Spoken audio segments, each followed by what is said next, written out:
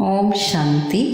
कृष्ण की दीवानी, मुरली की मस्तानी, गोपी दीदी मनमोहिनी जी अपने नाम के अनुरूप सबके मन को मोहने वाली, दिलवाला की सच्ची दिलरुबा, यज्ञ कंट्रोलर, ज्ञान योग से विशेष स्नेह रखने वाली। आइए आज ऐसी विशेष गुणों की धनी, यज्ञनिष्ठ आदि रत्न दीदी मनमोहिनी जी के जीवन की कुछ अविस्मरणीय एवं प्रेरणास्पद गाथाएं सुनते हैं। दीदी मनमोहिनी जी का जन्म 1910 में हैदराबाद सिंध में बहुत ही नामी ग्रामी धनाढ्य कुल में हुआ था।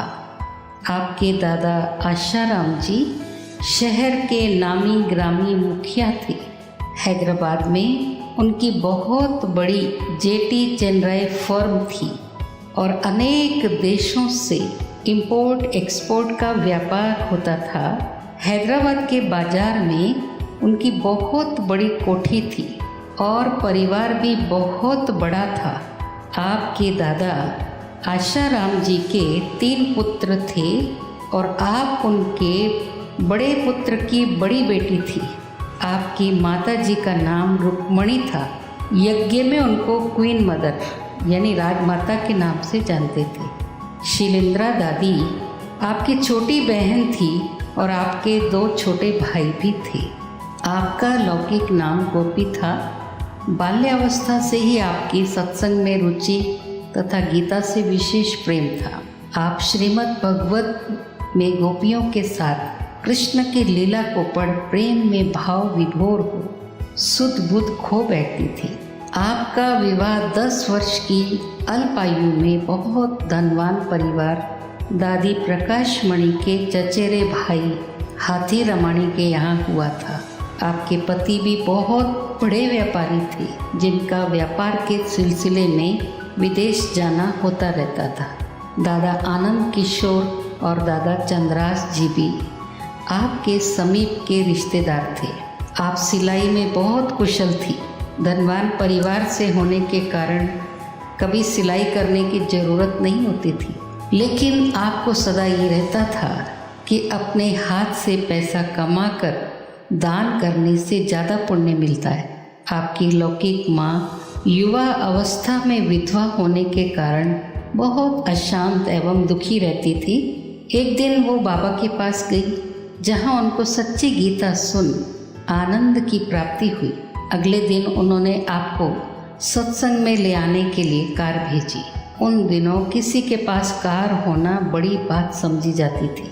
आप कार से सत्संग पहुंची जहां बाबा एक छोटे से कमरे में गीता पाठ करा रहे थे। बाबा के मस्तक पर आपको लाइट का चक्र घूमता हुआ दिखाई दिया और अनुभूति हुई कि बाबा ही श्री कृष्ण है। आपके परिवार से आपके दादा आशाराम जी की, आपकी माता रुक्मणी और आप रोज सत्संग में जाने लगे और आपको निश्चय होने लगा कि आप ही सच्ची सच्ची नंबर 1 गोपी हैं। बाबा की पहली शिक्षा पवित्र रहने की थी, जिस कारण आपको अपने पति और आपके दादा से अनेक अवरोधों का सामना करना पड़ा, परंतु आप अनेक बंधनों को तोड़ अपनी माँ और छोटी बहन शीलेंद्रा के साथ झाटकू हो यज्ञ में समर्पित हो गए। आप तीनों के रहने के लिए बाबा ने अलग से मकान की व्यवस्था की, जहाँ से आप ओम मंडली में आना जाना करते थे। बाबा ने आपको अलौकिक नाम मनमोहिनी दिया था। दीदी के प्रति बाबा का बहुत आदर था क्योंकि दीदी बहुत अनुभवी थी। 1937 में बाबा ने कन्याओं माताओं का ट्रस्ट बनाया था। आप उसकी विशेष सदस्य थी। कन्याओं माताओं की देखभाल से संबंधित अनेक जिम्मेवारियां भी आपने यज्ञ माता जगदम्बा के साथ निभाई। दादी मनोरिंद्रा जी बताती हैं कि दीदी बहुत चुस्त और एक्यूरेट थी। उनकी स्मृति बहुत पावरफुल थी। यज्ञ का सारा कारोबार जैसे कपड़ा देना, फैंसी सामान देना आदि सब दीदी संभालती थी। अनुभवी होने के कारण मम्मा भी दीदी से राय मशवरा कर कार्य करती थी। भारत पाकिस्तान विभाजनोपरांत 1950 में बाबा ने आपको कुछ भाई बहनों के साथ नए स्थान की व्यवस्था करने हेतु भारत भेजा। बाबा को मायावी दुनिया से दूर एकांत स्थान की तलाश थी। भारत में पूना, अहमदाबाद आदि कई स्थानों को देखने के बाद आपके लौकिक घराने के गुरु गंगेश्वरानंद जी की राय पर आप माउंट आबू में उचित स्थान देखने गई। काफ़ी बंगले देखने के बाद आपने भरतपुर के राजा की कोठी ब्रज कोठी को सुनिश्चित किया। मई 1950 में लगभग 400 यज्ञवत्सों सहित यज्ञ कराची से ब्रज कोठी माउंट आबू स्थानांतरित हुआ। 1-1.5 वर्ष बहुत परीक्षाएं आई, बैगरी पार्ट रहा। फिर 1952 में कराची से लाए चित्रों द्वारा सेवाओं का आरंभ हुआ। पहली प्रदर्शनी इलाहाबाद के कुंभ मेले में लगाई गई थी। आप अपने त्याग तपस्या के आधार पर इलाहाबाद और दिल्ली में अनेक सेवा केंद्र खोलने के निमित्त बनी। आपने दिल्ली कमला नगर सेंटर पर रहकर कई वर्षों तक सेवाएं दी। फिर 1965 में मम्मा के अव्यक्त होने पर यज्ञवत्सों की पालना एवं यज्ञ के प्रशासन को संभालने हेतु आपने मधुबन में मम्मा के कमरे एवं मम्मा के ही बिस्तर पर अपना स्थान ग्रहण किया। सन 69 में प्रजापिता ब्रह्मा बाबा के अव्यक्त होने के पश्चात आपने मुख्य प्रशासिका दादी प्रकाशमणि जी के साथ अतिरिक्त प्रशासिका के तौर पर सेवाएं देते 14 वर्षों तक पूरे यज्ञ को प्रेम पूर्वक, निर्विघ्न और सुचारू रूप से संभाला। आप दोनों ने मिलकर पूरे विश्व में सेवाओं का बहुत विस्तार किया और 1983 तक विश्व भर में लगभग 1150 सेवा केंद्र और उप सेवा केंद्र स्थापित करने के निमित्त बने। सब आपकी जोड़ी को कहते थे 2 शरीर और एक आत्मा है। बाबा ने दीदी को माइट और दादी को माइक का टाइटल दिया था। आपका यज्ञ में बहुत ऊंचा एवं विशेष स्थान था।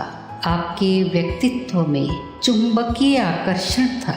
आप में अनेक दिव्य गुण चरम उत्कर्ष पर थे।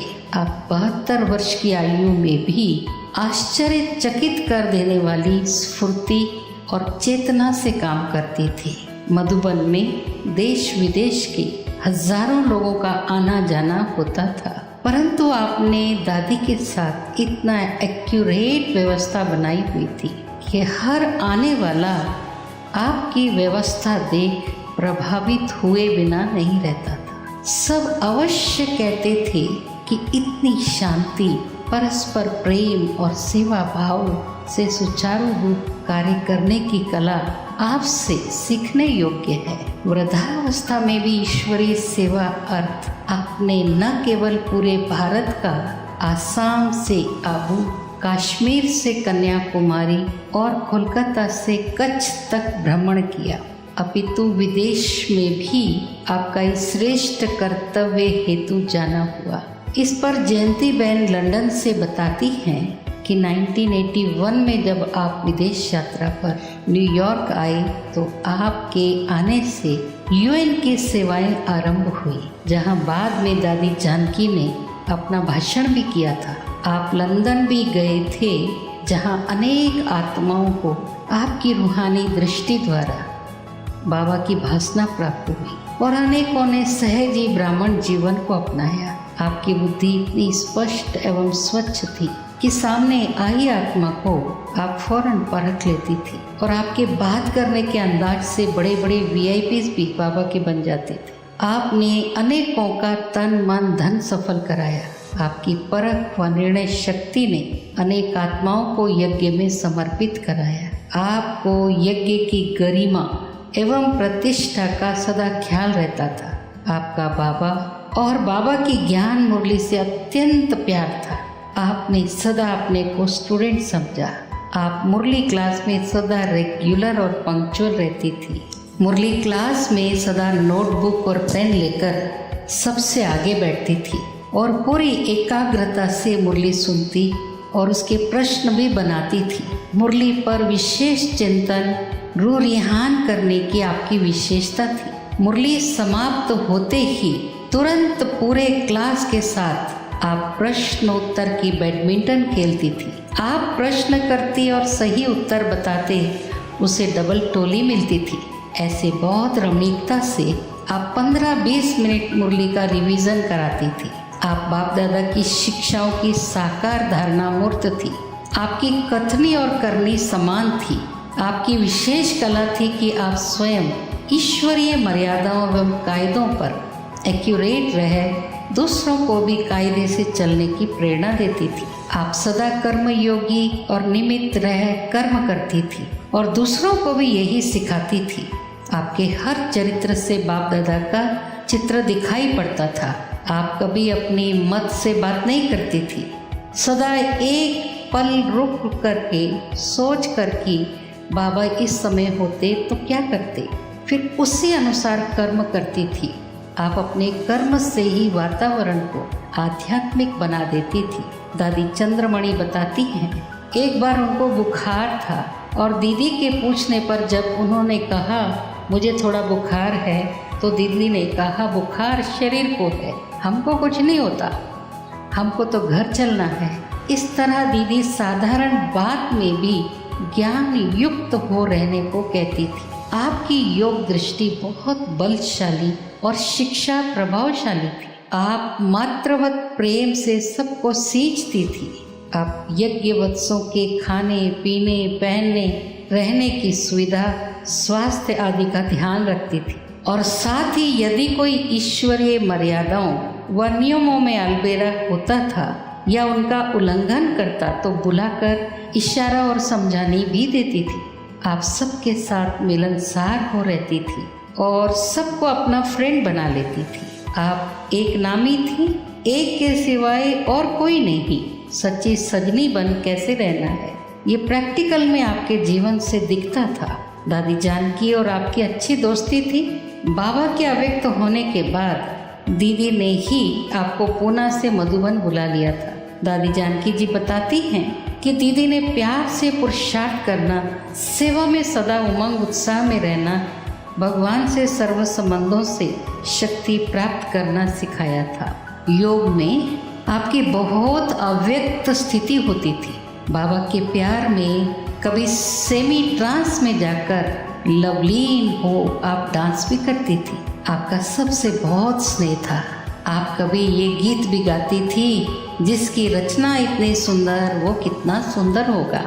आप में निवारण और निर्णय करने की अद्भुत शक्ति थी।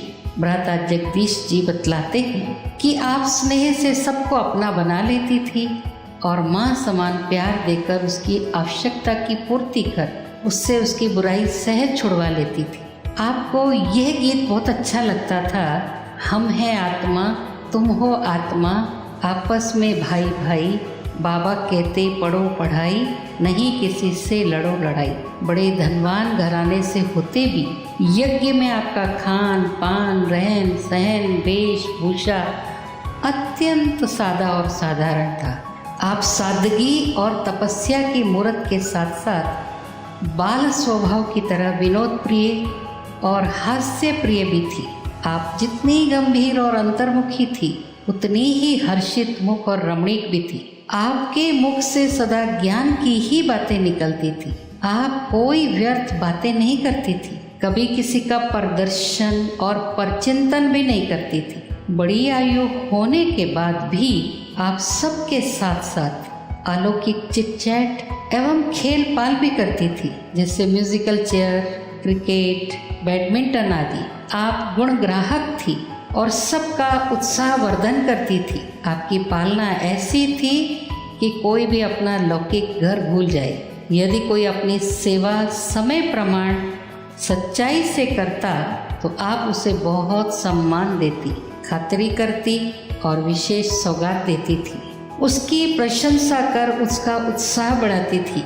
दीदी का यज्ञ के सच्चे सेवाधारियों प्रति दिल से प्यार और रिस्पेक्ट होता था।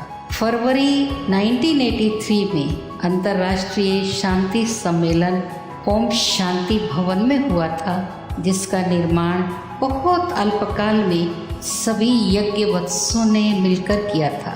उस समय भी दीदी दादी के प्यार, विश्वास और उमंग उत्साह से वो कार्य सुचारू रूप से समय पर पूरा हो पाया था। मुरली वाले राजू भाई बताते हैं कि दीदी ने ही उनको परख कर यज्ञ में समर्पित कराया था। दीदी के डायरेक्शन प्रमाण उन्होंने मुरली से प्रश्न निकालना, टाइपिंग करना, सिंधी भाषा आदि सीखा। ब्रह्मा बाबा के अव्यक्त होने के बाद दीदी मुरली क्लास के बाद सुबह 10 बजे तक सब पत्रों के जवाब लिखती थी। अंत में आप कुछ वर्षों से याद की रफ्तार तेज करने को कहती थी और हर बात पर अब घर जाना है इसका इशारा देती थी। आप कहती थी कि आओ तो ओम शांति और जाओ तो अब घर जाना है कहो। अंत में आपकी अवस्था साक्षी, दृष्टा और उपराम हो गई थी। एक दिन अमृत वेले आप अपने कमरे में गिर गई, जिससे आपके सिर पर थोड़ी चोट आई। दादी आपकी आंखों के चेकअप के लिए आपको मुंबई ले गए। जांच करवाने पर ब्रेन के बाईं ओर एक गांठ बताई गई और डॉक्टरों की राय से ऑपरेशन करना तय हुआ। आपको हाई बीपी और शुगर भी थी। ऑपरेशन से पहले बाबा ने गुलजार दादी द्वारा आकर आप में बहुत बल भरा, हंसाया और बहलाया। निर्धारित दिन पर आपका 5 घंटे तक सफलतापूर्वक ऑपरेशन हुआ, किंतु ऑपरेशन के बाद आप अर्ध चेतना अवस्था में चली गई और पूरी तरह से होश में नहीं आई। लगभग 25 दिन कोमा में रहने के बाद गुरुवार 28 जुलाई 1983 को प्रातः 9:30 बजे अपना पुराना देह त्याग आप अव्यक्त वतनवासी बन एडवांस पार्टी में चले गए। 28 जुलाई सतगुरुवार के दिन सुबह अचल दीदी मधुबन में भोग लगा रही थी और उस समय उन्होंने देखा मुंबई में दीदी शरीर छोड़ रही है। फिर करीब आधे घंटे के बाद ही दीदी के अव्यक्त होने की खबर आई। 30 जुलाई को दीदी के पार्थिव शरीर को मधुबन से लेकर आया गया, जहां उनकी अंतिम विदाई दी गई। उसी दिन शाम को बाबा की पधरामणी हुई और बाबा ने सब बच्चों के संकल्प एवं प्रश्नों को शांत किया और कहा, न भगवान का न भगवती का दोष है, ये तो ड्रामा की भावी थी। दीदी को अब नई दुनिया की सेवा करनी है। बाबा ने दादी जानकी जी को विदेश में रहते भी सह मुख्य प्रशासिका के रूप में नियुक्त किया और दादी प्रकाशमणि के साथ दादी चंद्रमणि और मनोहर दादी को मधुबन में उनके साथ सहयोगी बन सेवाएं करने का डायरेक्शन दिया। ऐसी कुशल प्रशासिका, यज्ञनिष्ठ, मर्यादा प्रेमी, स्नेहशील, गुणमूर्त, दृढ़ निश्चयी, आज्ञाकारी, निर्भय, अचल, अडोल, सरल, सहनशील एवं निर्माण चित्त, परम श्रद्धेय हम सब की प्यारी दीदी मनमोहिनी जी को उनके पुण्यतिथि पर हमारी भावभीनी श्रद्धांजलि। आपके दिव्य कर्तव्यों की, आदर्श और अनुकरणीय जीवन की स्मृतियाँ, त्याग, तपस्या और अथक सेवा, ईश्वरीय प्रेम, कुशाग्र बुद्धि, श्रेष्ठ पालना जैसे गुण हमें सदा प्रेरित करते रहेंगे। ओम शांति।